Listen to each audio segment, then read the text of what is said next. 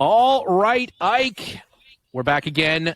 In the news this week, Land Rover had and we're not exactly sure when this happened, but our good friend Nick Dimbleby posted on his Instagram some pretty amazing Pride JLR cars. There was what I think is an F-Type. I can only see it from the front. I'm pretty sure it's an R spec F-Type Jaguar car, and then of course a brand new Defender, all decked out in the JLR Pride sort of livery. The best part about it, though, is the Pride polos that everybody was wearing.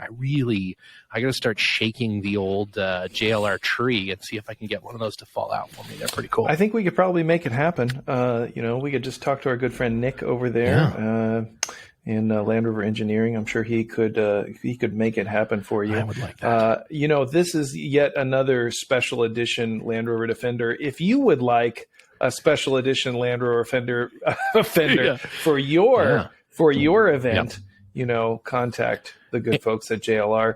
I can foresee many different event-themed Defenders in the future. All $90,000, and any specific. If you're having a bat mitzvah, if you are, if you're, again, as we've said before, if you're, planning a trip to space, maybe even if you're planning a trip to Des Moines, Iowa, I think at this point Land Rover would create a special edition Defender just for you. This is one in a long line of special edition vehicles. I think my favorite special edition vehicle is the Harley Davidson edition F-150. Oh, yeah. The idea of a motorcycle edition of a truck, it just really makes me giggle. It is very books on tape, back on books again. Yeah, no, I do. I'm a bit. You know what? One of these days we're going to have to go through and do like a top 5 car manufacturers that are now making SUVs in that same thread. But really, maybe there's another thread to be had of top 5 motorcycle manufacturers now making cars. I'm not sure if there are any, but definitely, so far as SUVs are concerned, man, there's some great car manufacturers making some absolutely insane SUVs that probably shouldn't exist, but I'm kind of glad they are. Maybe my favorite being the Lamborghini, the new Lamborghini SUV, because the original Lamborghini SUV literally was one of my favorite, and still is one of my favorite cars. But the new one is so absurd, and it just shouldn't exist. Like, it feels like a transporter accident or something that like came out of the other pod of the Fly or something. But it is just pure insanity. I love it. I feel like a digression is in order here regarding the Lamborghini SUV, the original one, the LM002, sometimes referred to as the Rambo Lambo. Yeah. That car was actually a design that was designed by the Food Machine Company, or FMC. Yes, that's right. And it was an American military special producer or designer, supplier to the U.S. military. And they designed this vehicle for the U.S. military as like a scout or reconnaissance car. And Lamborghini stole the design and put their own motor in it and was later sued by FMC. But it was like this like canned food machinery. The only difference between the FMC car and the Rambo Lambo is the fact that the FMC car had a meat grinder power takeoff like Jamie Oliver's Discovery, where you could plug in the meat grinder into the front of the car. I believe it also had the rear seat deep fryer option. Where not a lot of people know this, but that the Food Machine Company car gave rise to both the Rambo Lambo and the Humvee. Yeah, it is a successor to the Humvee. Yeah, absolutely. And if you look at it, like you look at them side by the LM002 and the Humvee side by side, you're like, oh yeah, those two definitely, like, there's some common DNA in there. And again, both have like the KitchenAid meat grinder attachment. There's a number of places you can plug that into Humvee. It works on any one of the 4 portal axles has an option for that. Speaking of portal axles, as we are already as far off track as maybe we've ever been. Did you see that our good friends at now the name escapes me, Design Engineering, the folks that make all the awesome stage Design and Development have a portal axle that they're working on. That they've, to be fair, I think they've been working on it for 25 years, but that they're showing sort of an early prototype now for a bolt-on portal axle for your Defender. I did see this. A little bit of me wants to buy a Defender with the specific purpose of putting those crazy portal axles on it for no other reason than I feel like it would just be a super fun weekend. And I'd probably never drive it again, but it'd be pretty fun, you know? I don't know the specs on those, but I know that they have been working on it for some time, and it is another in a long line of bolt-on portal axles that are available for Land Rovers, and I think Tibus, and they were making those. They never tend to stick around for very long. I imagine the market gets saturated pretty quickly. Well, it's very expensive. Yeah, super very expensive. And it does, add pretty substantially the capability of a vehicle, but you also have to have, lockers and, tire clearance sort of modifications to support the larger tires and these sorts of things. But definitely cool to have extra ground clearance without having big tires. Well, and I think this is a 1.4 to 1 gear reduction or something. There's a certain amount.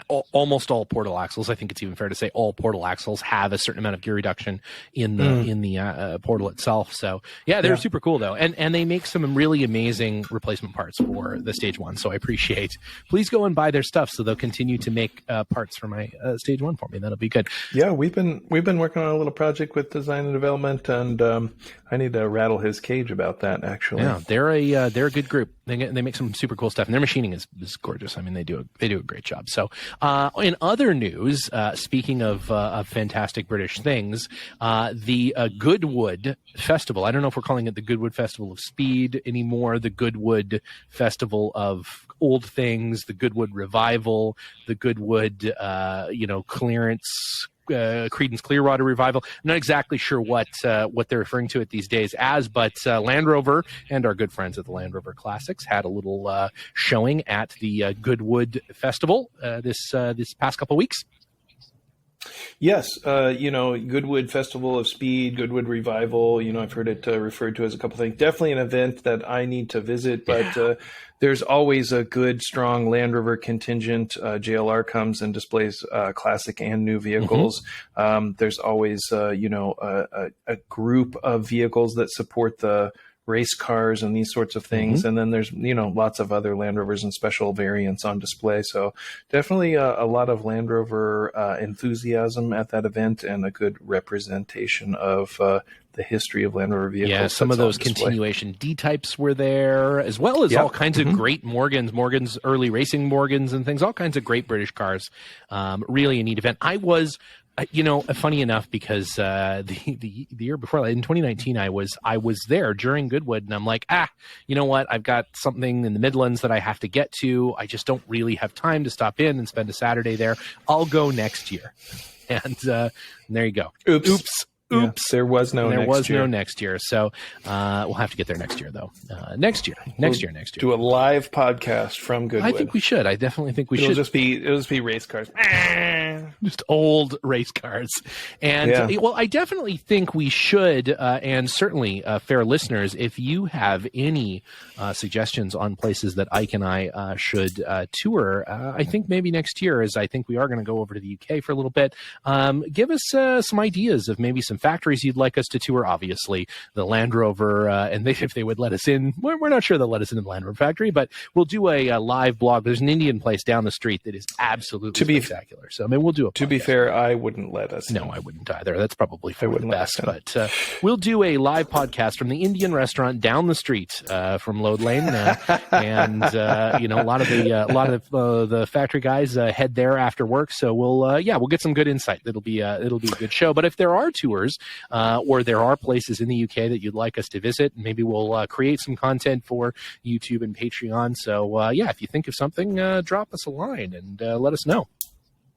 Also, in a little bit more local news, the Metal Dash weekend was, I believe, this past weekend.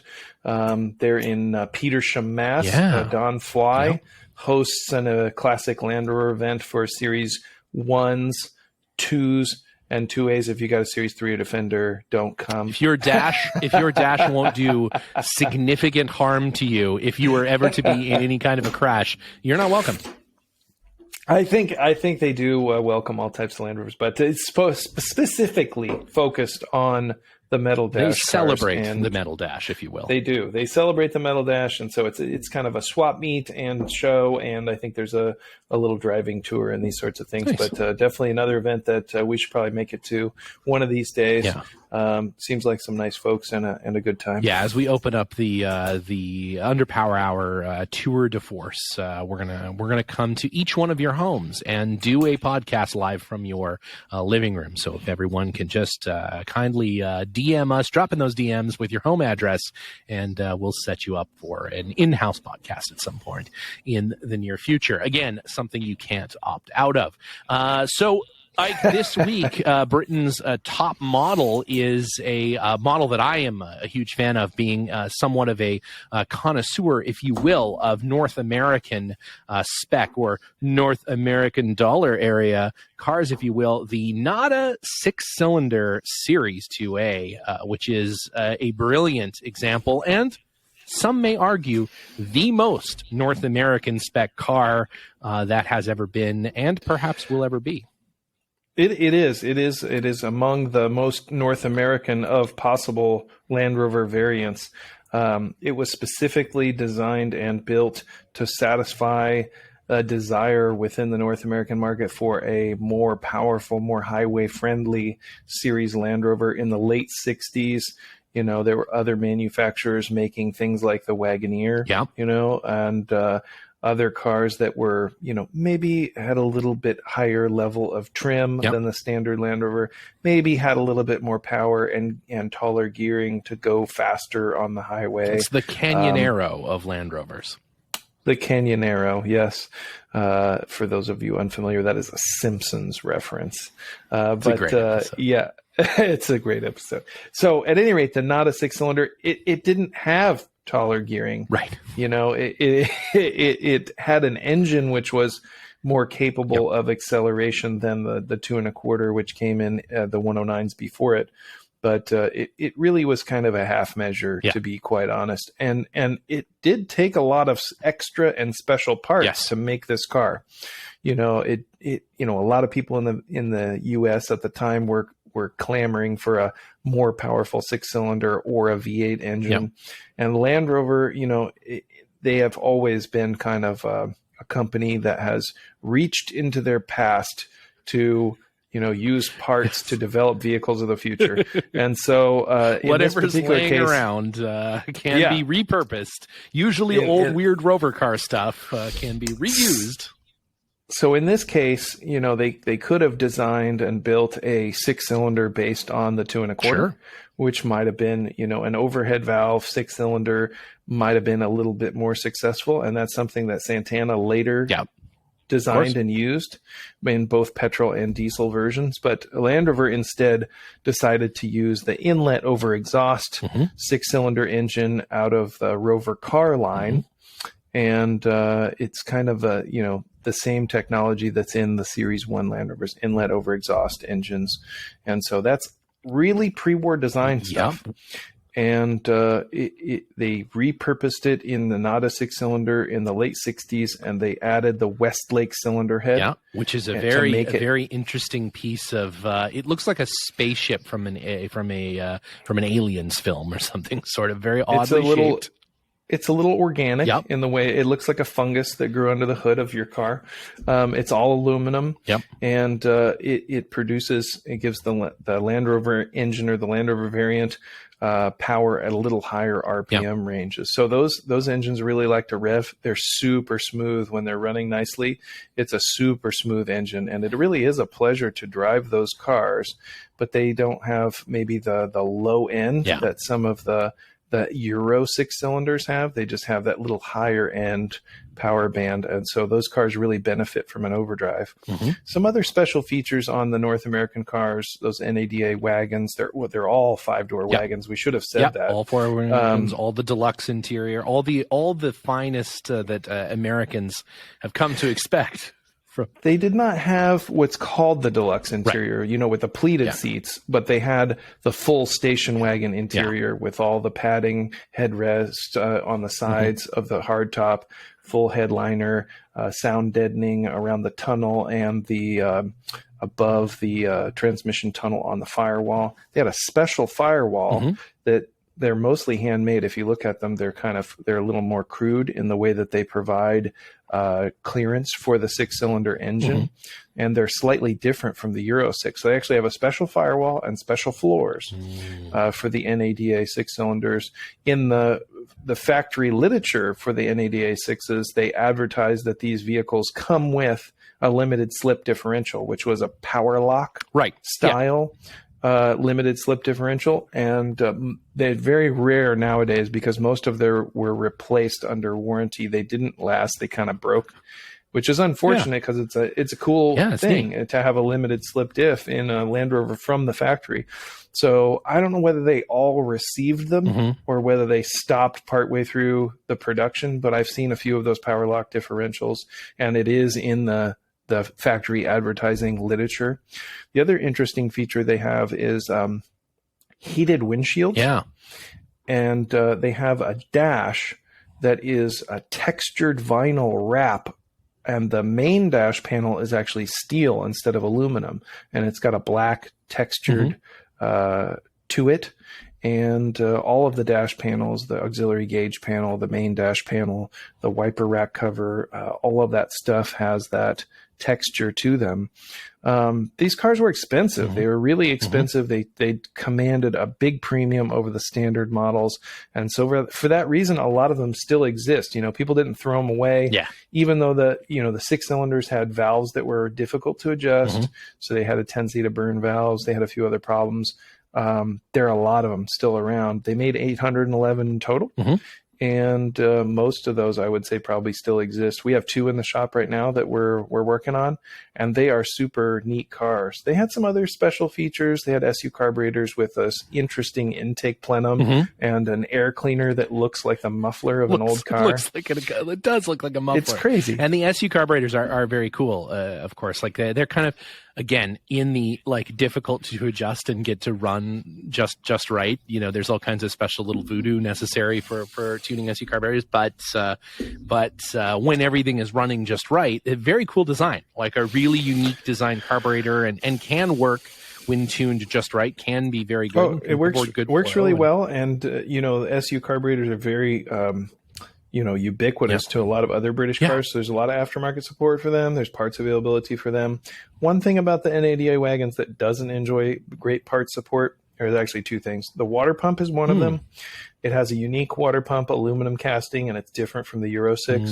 And they also have the Clayton Dewandre power booster. Yes.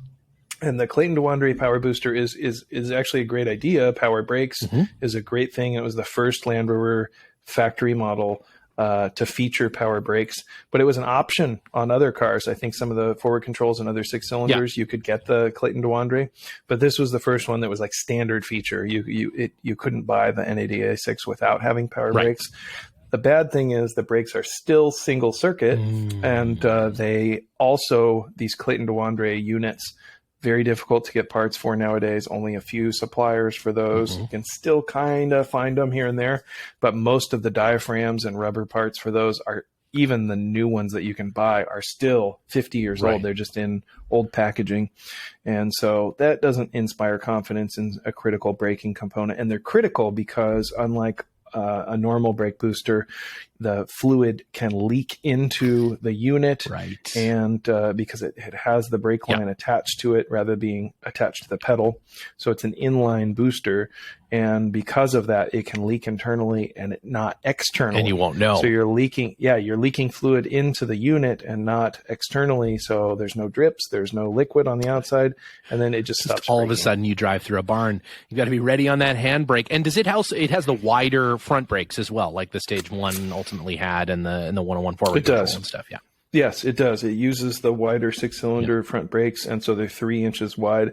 They actually stop really well when the brakes are set up correctly. They stop great, and they have a lot of friction surface area. They have power brakes. That's a really neat step in the right direction. But again, kind of a half measure. All the things about this car, a little bit of a half measure. It would have been nice to see a overhead valve 6-cylinder engine in a Land Rover from the factory. That would have been awesome. And it would have been nice to see power brakes or even disc brakes on the car, because they had them. They were developing the Range Rover at this time. Of course. They had the V8 engine. They were doing all of that stuff, and it would have been nice to see that. I think that all those things didn't really show up in the series line until the Defender, the 90 and 110 in the mid 80s. So sometime after this car, when you think that it didn't get a V8 engine until the stage ones in the late 70s, didn't get disc brakes until the 90s and 110s in the mid 80s. So yeah, it's too bad, because Rover car had a lot of that stuff, even earlier than the Range Rover. A lot of that stuff came out from Rover car into the Range Rover, and so yeah, unfortunately, the poor series trucks, as always, I think as a victim of funding and redesign, lapses, just sort of kept on keeping on. It's a classic case of victim of their original success. The Series Land Rover was initially really successful and enjoyed broad adoption and support throughout the world. And they, unfortunately, in this time period, it's right really before, British Leland.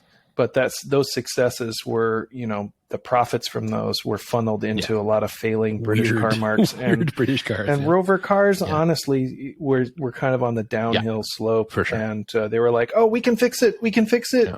And really, they were just letting their marquee kind of deteriorate. Yeah, late in the 70s, late 70s Rover cars are total garbage. But it's neat. There's some neat cars that they made towards the end of the Rover car brand, but not. Rover 3500 is a fun car. 3500 is a super fun car. The Rover 3-liter 6-cylinder is actually kind of a nice looking car. It has a few little muscle car elements to it, but also kind of like some classic British saloon elements to it. It's a cool car. It's a neat interior. They had cool interiors, and they share so many commonalities, switchgear and gauges and things with the Land Rovers, that sitting inside one feels like oddly familiar. And certainly looking under the hood, things are very, very reminiscent of a Land Rover that it was its contemporary. So yeah, not a 6-cylinder, super cool, and like I said, probably the quintessential North American spec car.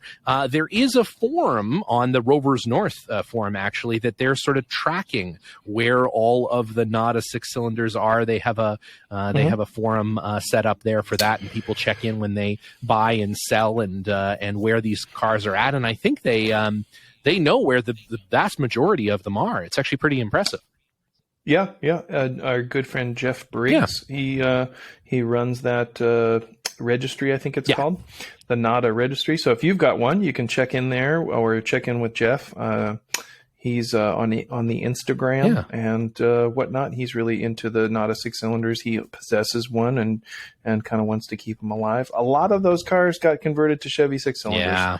I would say most of the ones that I see nowadays have been converted to Chevy 6-cylinders just because those were readily available at the time when these kind of started to wear out. Yeah. And so most of them got converted. They fit kind of well. And, the 235 and 250 engines have actually pretty good power for those vehicles. And it can result in a nice car, although maybe the engine's a little more torquey than the transmission is wanting to withstand. But certainly driven gently, those cars are still good cars. Yep, and it's one of those things where the rare and original ones fetch a very decent price, and but I think there are ones to be had. There are lots of ones to be had in semi-restored condition or in pieces. I know of that people are slowly putting back together or have sort of stopped and are looking to sell those pieces to someone else. So yeah, if you've ever wanted a 6-cylinder Nada, they are out there to be found, and that registry is actually a pretty good place to sort of start putting feelers out, unless you want to buy the one from Ike that I'm not going to buy. Tip-top tool tip of the week, as I spent the morning at Hanson's Rivet and Supply Company here in the greater Los Angeles area. Great folks over there. It is a building the size of a Costco that has nothing but rivets in it, and it's like the happiest place on earth. I mean, I think I asked the guy, well, I'm looking for a particular type of rivet. You think you have that? And he sort of looked behind him and looked back, and he's like, yeah, I think we've got it. Yeah, don't worry about it. I call them all the time. I just call them up and ask for obscure rivets, and I'd say half the time they have them. The other half, they probably don't understand what I'm referring to. But you might be calling it the wrong thing. And that brings us to today's tip-top tool tip. Never. As I went in today looking for semi-tubular rivets because I need to redo some flip-down Land Rover side steps. And one of the many places on your Land Rover that semi-tubular rivets are used is the flip-down steps on your whatever. I mean, they could be on your short wheelbase, on your long wheelbase. They can be on the back door. They can be on all 5 doors. They can be whatever. But those here in the United States, Ike, as I was informed by our good friends at Hanson Rivets and Supply this morning, are, oh yeah, you must be a Land Rover guy because those are called hollow end rivets. And I'm like, all right, but you knew what I was talking about. So are we? What are we doing here? It also. I feel like some of these larger companies also develop their own names for things too. Yes, so, McMaster Carr calls them hollow end rivets as well, which I did. I went back to the shop and I looked them up, and I'm like, you confirmed. They do. They call them McMaster Carr as well. Yeah, in the Land Rover nomenclature, they're referred to as semi-tubular rivets, and these are a rivet that typically has what's called a truss head, which is a round but flattened head, and it's kind of similar to a brazier head if you're a rivet enthusiast or an enthusiast of all things. And who amongst us is not a rivet? Who doesn't get Rivet Monthly? I'm riveted. It's riveting. It's funny. Like, there's a lot of things on Land Rovers or about Land Rovers that rivets and galvanizing that have adjectives. That are, rivet. I'm riveted, or I'm galvanized. Ooh. I'm excited about certainly this. Galvanized support around that. Yeah. So, at any rate, semi-tubular rivets, they're used a lot on the roof. They have a 5/32, I believe, size that holds the roof gutter to the roof on Series 2s. Series 2As, Series 3s. And I believe there is 9,000 of them that hold the roof together, if I remember from the last time squeezing one of those new drip rails on there.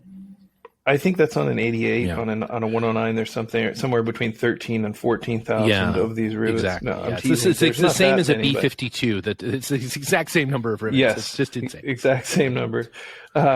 So the galvanized roof gutter, when we restore those at the shop, we actually take that off of the roof, galvanize it, and then put it back on, which is a horrible, time-consuming job. It's a masochistic approach to that. Most people do not do that. They tape it off and paint the roof. That's what most people do. Yes.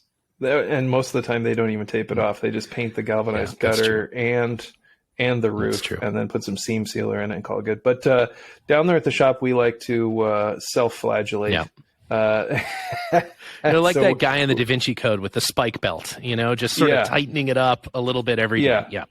It's horrible. So what we do is we take that apart, we re-galvanize the roof gutter, and then when we reinstall it, we install some mastic in between the aluminum panel and then the galvanized gutter, and that's all secured with semi-tubular truss head rivets, and we set those rivets with a rivet squeezer. And now the rivet squeezer, the one we use is from a company called Tatco, and they make a variety of aircraft riveting tools, and they have different dies for different size rivets, and if you use the wrong one, it will split the tube. So you need different dies. There's a 5/32 die, there's a 3/16 die, and so on. And so the ones on the door seals, those are all 3/16, and the ones on the roof, they're all 5/32.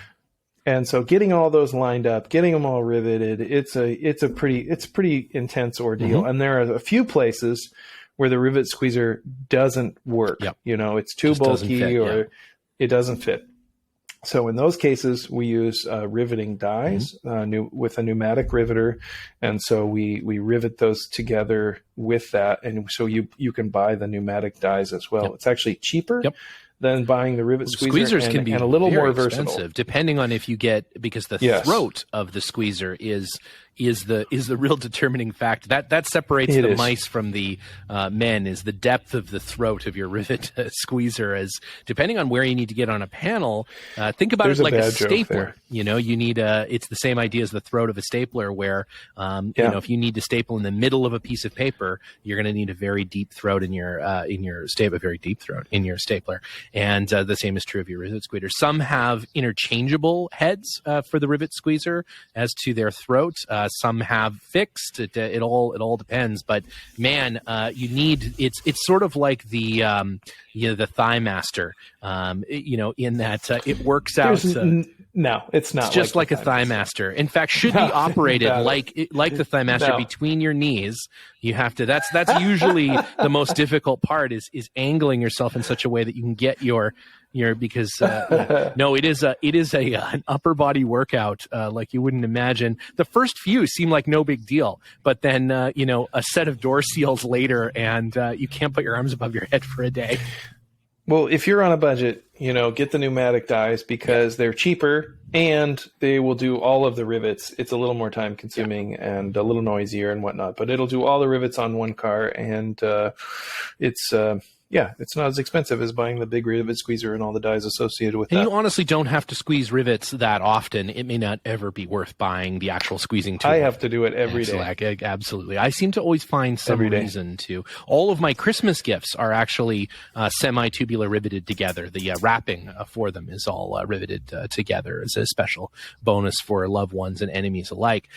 So with that being said, to drill them out. Yeah, they got to drill them out. But I do provide a drill with a partially charged battery for every, but a dull bit. Oh yeah, totally dull. I mean, that's a given, 100%. I don't own any sharp drill bits. Those were for the 90s. Famous Land Rover Owner of the Week, Ike, everyone's without question favorite segment by community survey. And we try to bring one every week. This week, what did the ever complicated and constantly malfunctioning famous Land Rover Owner of the Week machine produce for us this week?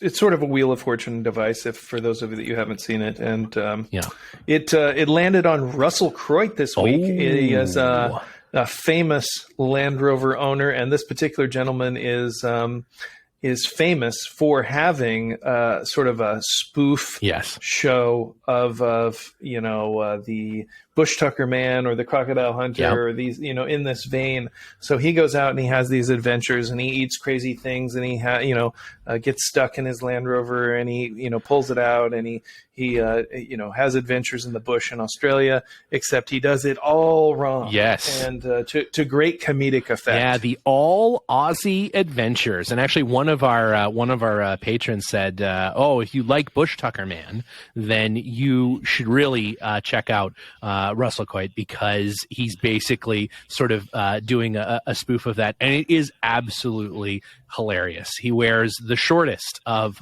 little khaki shorts and is always, which is why you like he's always flexing sort of with one leg up on something, and and he really is hilarious. And he'll do things like say, we've got a couple people stuck in the mud here, we're gonna make sure we lash them up and we'll just give them a little jerk out, and then he'll pull the front of their car off or something. Or he'll encourage one of his tour members to eat something that is clearly poisonous, and he is really, and we were talking about this before we started recording, but sort of the Super Dave of sort of Australian adventure or sort of bush adventure shows, and he is very, very funny. His actual name is Glenn Robbins, and he's a very famous Australian comedian, but I think he's sort of best known for his Australian adventure spoof show. And he has a TDI Defender 110, white 110, sort of, again, meant, I think, to be sort of an homage to the Bush Tucker Man or the safari videos of old, the sort of, wild adventure kind of stuff. But yeah, it is super funny. They're on YouTube, they're very easy to look up and super, super funny. Right on, man. Well, it's always a pleasure. It's been a great week. Another good time here at the podcast. It has been. I have some semi-tubular riveting in my future. I have a riveting week ahead of me of Semi Tubular. And for those of you at home, we have a special riveting episode on our Patreon that you probably should check out if you're interested in riveting. Yeah, absolutely. You can, and I don't think it's that video. I think it's the safety wire video where at some point I stab my hand with safety wire, and there's different amounts of blood depending on what angle I've cut to. It's actually a bit of a Russell Coit kind of thing, except that we're not doing it on purpose. I'm just clumsy when it comes to sharp things. But yeah, great video on riveting, great video on, I believe Coleco's maybe up there, which is another important tool for riveting. We are in the midst of getting Ike to do the voiceover for his full overview of a Land Rover ignition system. When he was down in the shop, he did a little overview of the ignition system in a Land Rover, coincidentally in my Series 1 Land Rover. So that's a good one, as well as a couple of other special little bonuses. So as always, it pays to be a Patreon subscriber because you get access to all that special content, as well as fun stickers and all kinds of things. For those of you who have been waiting patiently for your Instagram t-shirt, those all went out this week, and so thank you again for your patience. We're going to be doing something again coming up pretty soon around our brand new set of super limited edition stickers that is based on the artwork of our good friend AJ Nichols, who's done the Discovery Camel Trophy Discovery and the 80-inch as special stickers, metallic and sparkly. So stay tuned to find out how you can get yourself one of those. And Ike, like you said, it's been a pleasure as always, and I look forward to the weeks ahead. Looking forward to it. Take care, Stephen. Bye for now.